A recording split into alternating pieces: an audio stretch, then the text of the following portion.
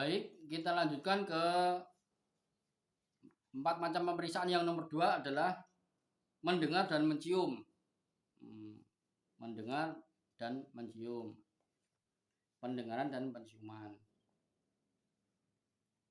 Bicara, kekuatan bicaranya. Nah, jadi kita dengarkan itu suaranya. Apakah bertenaga kekuatan bicaranya? Apakah lirih? Apakah tidak keluar suaranya? Bisa terjadi seperti itu. Lemes kan, akhirnya mau ditanya macam-macam itu ditanya macam-macam itu sudah tidak kuat jawab pokoknya. Jadi boten, sakit, nah udah. Tapi kalau masih kuat, sakit nopo pak? Waduh ini sakit pinggang mas. Nah itu kan berbeda kan. Ketepatan bicaranya bagus. Maksudnya tidak gagap, tidak salah-salah gitu kan. Kadang kehilangan memori, mau ngomong apa bingung. Aduh mau ngomong apa ya, saya kok lupa, bingung. Tulis saja semua. Redundansi tidak ada. Redundansi itu ya gagap itu, atau seperti mengulang-ulang. Saya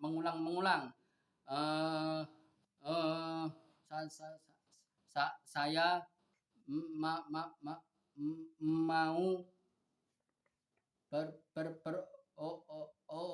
bebat sama si itu seperti itu. Ditulis saja, ada redundansi. Kemudian kesadarannya bagus. Kesadaran bagus ya tentunya bicaranya juga bagus kan. Terus pendengaran, kolom pendengaran, suara mengik, nafas tidak ada. Cegukan, bersendawa tidak ada. Oh iya, bersendawa, cegukan. Kemudian penciuman, bau kentut tidak ada. Kentutnya bau, tulis saja. Ya siapa tahu pas diperiksa itu kentut bau. Bau tinja tidak diperiksa, tinjanya belum diperiksa nih, ya, jadi tidak diperiksa. Bau lainnya kalau ada tidak ditemukan, atau bau entah bau mulut, bau badan. Kalau ada ditulis saja. Oke, nomor 2 sudah selesai. Kita sudah melakukan dua macam pemeriksaan, kan? Jadi mengamati, mendengar dan mencium atau menghidu. Selanjutnya adalah melakukan wawancara. Wawancara di sini pasien ditanyakan kesukaan suhu ruangan. Bapak Ibu itu suka, kalau di ruangan itu suka yang yang dingin ber-AC atau yang semilir sepoi-sepoi, yang hangat atau bagaimana, yang sejuk, dingin, panas, hangat. Oh saya suka yang hangat, saya tidak suka yang dingin, saya tidak betah di tempat dingin, apalagi di bawah AC lah. Itu sudah bertanda bahwa tubuhnya berarti dingin. Ini sunnatullah ini. Kalau dingin maunya yang panas, kalau panas maunya yang dingin. Kalau yang panas pasti maunya duduknya di bawah AC, karena supaya terjadi keseimbangan. Nah, kalau panas itu tidak diredam dengan dingin AC, bahaya. Atau ketika tubuh kita dingin, tidak diimbangi dengan berjemur, tidak diimbangi dengan suhu ruangan yang hangat, ya tentunya dia nggak akan betah itu. Perjalanan penyakitnya bisa macam-macam, bisa lemes, bisa dodok, bisa ambruk, bisa sakit kepala, bisa sesak napas, bisa macam-macam kan gitu. Kemudian ditanyakan keringat dingin ada nggak Pak? Keringat dingin? Oh tidak ada. Loh, kalau keringat dingin tiba-tiba itu kan khas daripada gangguan organ jantung. Keringat malam tidak ada, atau ya kalau malam itu selalu lepas baju, misalnya tidak kuat kalau tidak pakai AC lah. Ditanyakan semua. Kualitas keringatnya, keringat panas atau dingin. Keringat dingin ya berarti panasnya dicoret, kalau keringat panas ya dinginnya dicoret. Sampai keringat pun ditanyakan karena diagnosa itu kan Vincent Lunce itu kan melihat apa ya, sign, melihat gejala yang keluar daripada tubuh, sehingga kita bisa menyimpulkan, kita bisa menyimpulkan atau bisa mengetahui bagaimana tepatnya kondisi tubuh pasien itu seperti apa.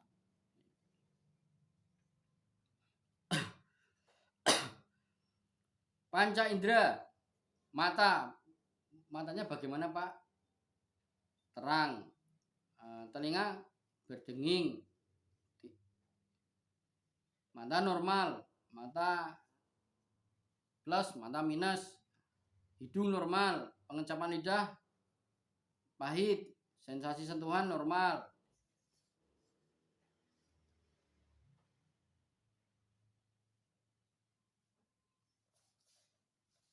Nah, itu ditanyakan panca indera. Kalau tadi kan secara fisiknya ya, kalau tadi itu mohon maaf yang ekstra itu secara fisiknya. Kalau telinga ya keluar bengek atau apa itu boleh, enggak apa-apa. Kalau mulut ya bibir pecah-pecah, mulut bau, mata keluar kotoran, nangis terus, keluar air mata, itu secara fisiknya. Kalau ini secara fisiologinya, matanya bisa melihat nggak, kabur atau terang. Kemudian ditanyakan juga permasalahan tidurnya.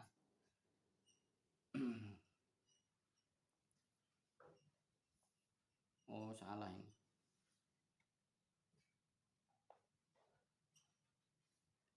Ditanyakan juga masalah tidurnya normal, tidurnya susah tidur, enggak salah ya.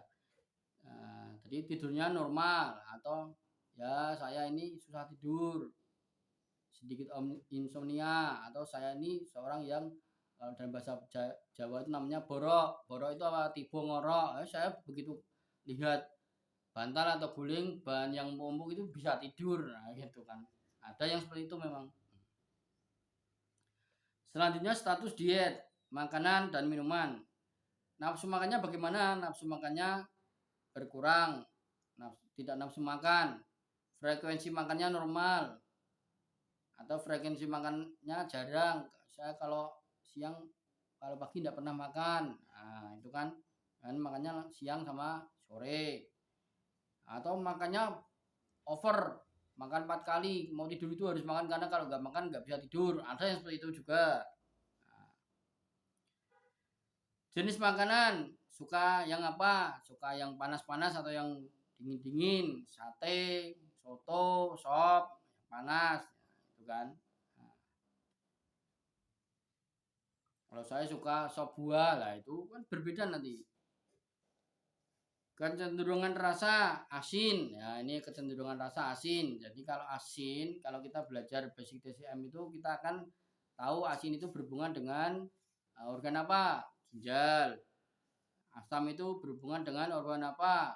Liver. Manis itu berhubungan dengan organ apa? Limpa.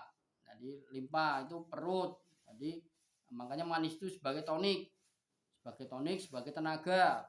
Tapi kalau kelebihan salah, tidak baik. Kalau kekurangan lemes.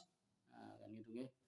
Orang lemes puasa, setelah berbuka puasa minum yang manis-manis, badannya langsung naik, energinya langsung naik.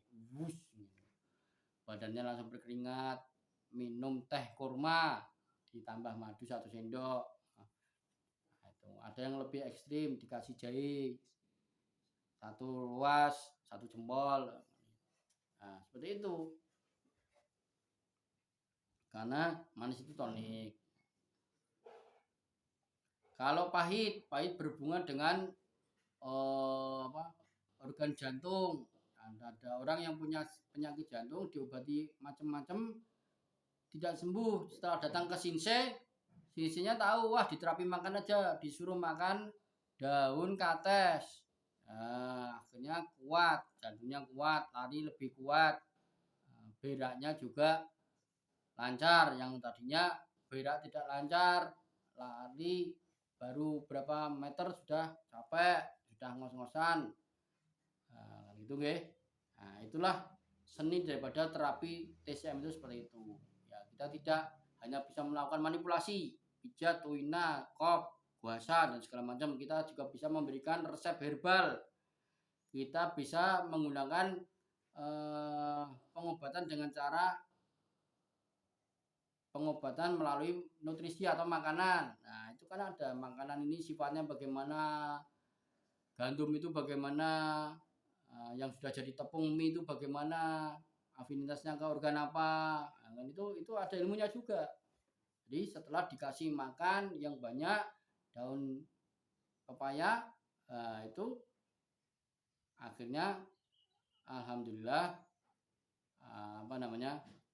bisa sembuh. Karena apa? Karena setelah diperiksa sama Shinsei yakin bahwa ini kelemahan organ jantung. Kasih pahit aja semua.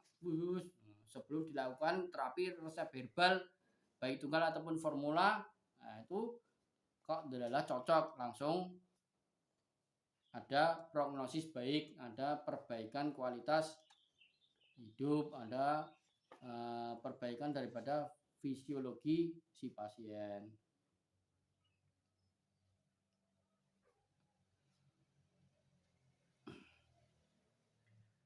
Makanan sukanya yang panas atau dingin? Panas, atau suka yang dingin. Nah, itu nanti akan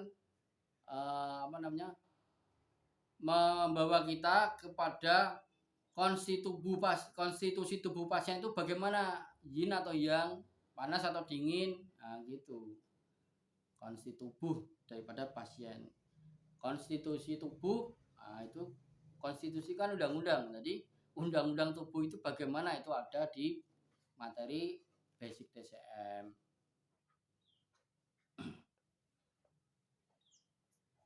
Minuman, frekuensi minumnya sering minum, jarang minum. Saya jarang minum, Pak. Pantas pinggangnya sakit, karena jarang minum, pipisnya tidak lancar, jarang minum. Diforsir kerja tapi jarang minum. Jadi ginjal itu berhubungan dengan metabolisme cairan juga. Kekurangan air, akhirnya ginjal itu seperti bekerja keras. Ginjal itu seperti tertekan kan, ya. Jadi sehingga berhubungan saraf memberi respon bahwa pinggangnya sakit. Bisa terjadi seperti itu. Nanti kalau kekurangan air, akhirnya juga perjalanan penyakitnya bisa ke batu ginjal kan gitu.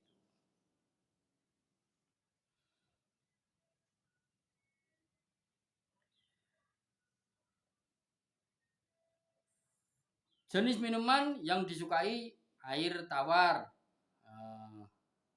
teh atau kopi atau soft drink. Wah, saya kalau nggak minum extra jos, saya kalau nggak minum kerating deng, Pak, nggak kuat saya kerja malam. Nah, itu kan langsung ketahuan. Oh iya, Pak, jangan minum ini, soft drink itu bahaya. Soft drink itu tidak sehat. Nanti ginjal Bapak yang kewalahan untuk menyaring daripada cairan yang ada dalam darah. volume minum sehari 1 liter, 1,5 liter, 2 liter. Nah, itu yang benar ya, 1,5 liter sampai 2 liter. Berarti itu normal. Kalau cuma 1 liter berarti Bapak Ibu kurang minum, sehingga makanya pinggangnya sakit, pinggangnya pegel. Minuman yang disukai panas atau dingin? Minuman yang disukai panas. Karena apa? Tubuhnya dingin. Di dalam teori TCM ginjal itu ada yang disebut api Mingmen.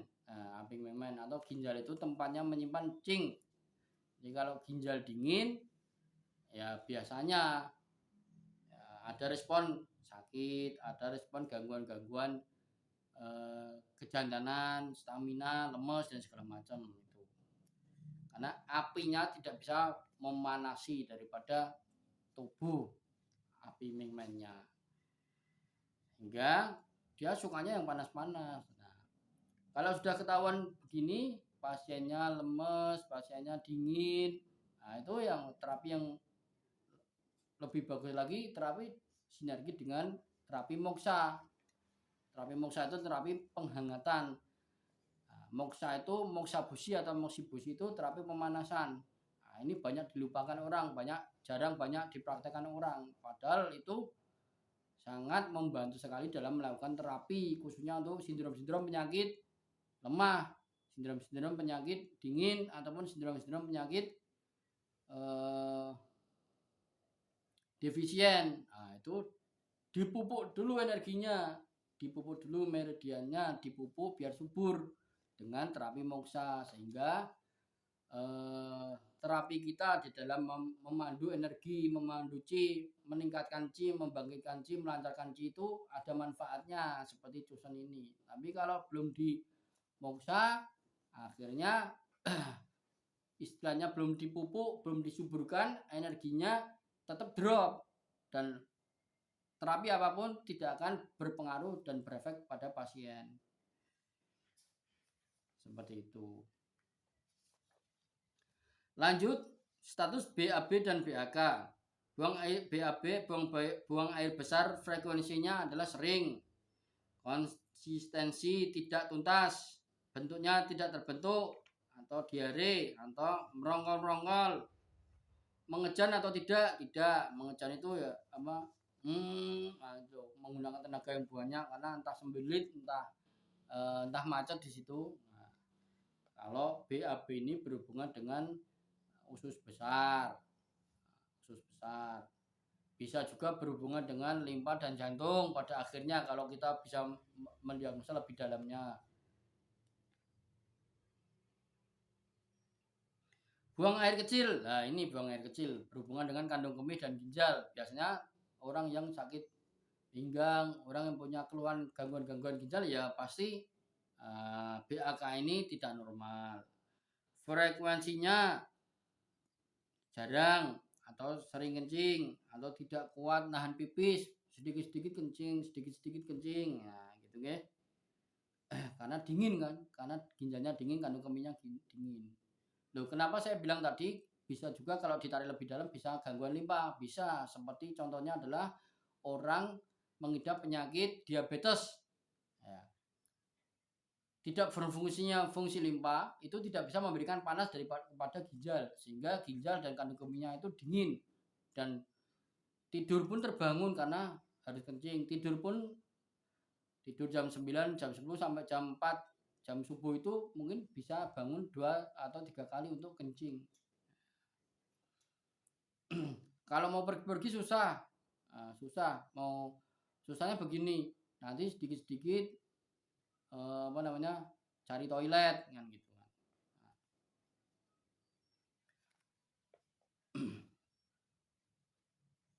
Ya kan lucu kalau seandainya sholat Jumat imamnya bacanya surat yang panjang-panjang, tidak kuat nahan pipis terus ngompol, kan lucu kan. Ya kita yang harus pinter-pinter ya memanage kehidupan kita sendiri.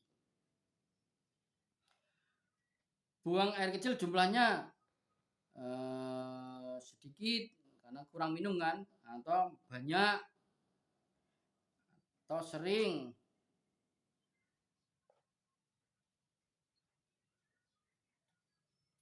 Atau sering tapi menetes, maksudnya sama cerat-cerit atau sedikit-sedikit cerut, seperti anyang-anyangan gitu kan, pengen pipis terus tapi pipisnya cuma sedikit, nanti 5 menit 10 menit pengen pipis lagi, atau 15 menit pengen pipis lagi, keluarnya cuma cerit. Nah itu warna air kecilnya, warna pipisnya, warna kencingnya adalah putih atau kuning atau berbuih. Nah, putih normal kalau minumnya air putih, ya, kalau kuning itu biasanya panas. Kepekatan normal, kepekatannya ada yang tidak normal, ada yang pipisnya ada darahnya gitu kan, ada kan, ada yang kental, ada yang berbuih. BAK malam hari sering. Jadi tidur jam untuk warna tadi ada darahnya atau tidak. Nah, gitu ya. Untuk kepekatannya ada nanahnya atau tidak. Bisa ada nanah, ada. Orang yang konon katanya seperti sakit sipilis, gonorea itu. Nah, itu kan kadang pipisnya sakit, terus keluar nanah, ada nanahnya yang keluar. Berarti apa? Terjadi infeksi ya, terjadi peradangan di saluran kencing atau kandung kemih. BAK malam hari sering, kalau BAK malam hari jarang. Itu semua ditulis secara komplit, detail sesuai dengan jawaban daripada pasien.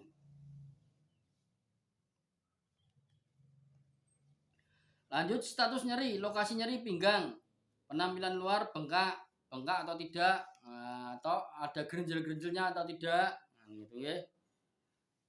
Atau ada dislokasi, jadi bukan ada dislokasi, atau ada skoliosis. Skoliosisnya tekukannya itu bengkongnya itu pas di lumbar, di area ginjal.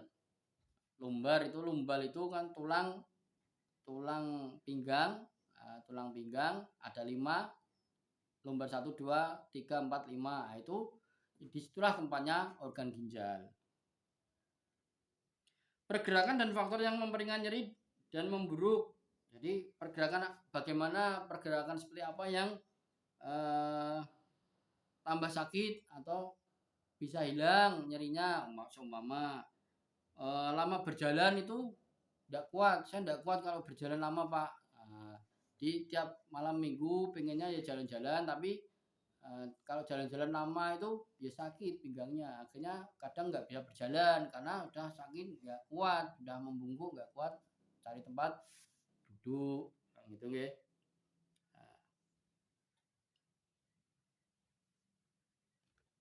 Semakin lama berjalan semakin nyeri. Sensasi nyeri, panas, gatal seperti semut merayap, baal, kebas. Sensasinya ya nyeri. Terus kayak panas, Pak, sentelap-sentelap kayak seperti di seset-seset pisau. Nah, tulis di bawahnya itu. Ada terasa gatal. Nah. Atau baal kebas sampai ke kaki, kesemutan sampai ke kaki. Nah, itu kan ada yang seperti itu. Nah, seperti lumbagus, sciatica, piriformis itu akan dirasakan sampai ke tungkai, kaki.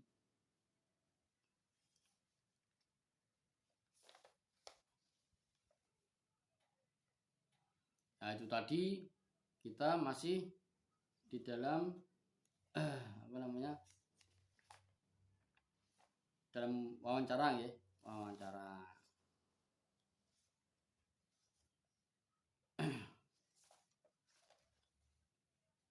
kita masih dalam proses melakukan wawancara atau 4 macam pemeriksaan yang nomor 3.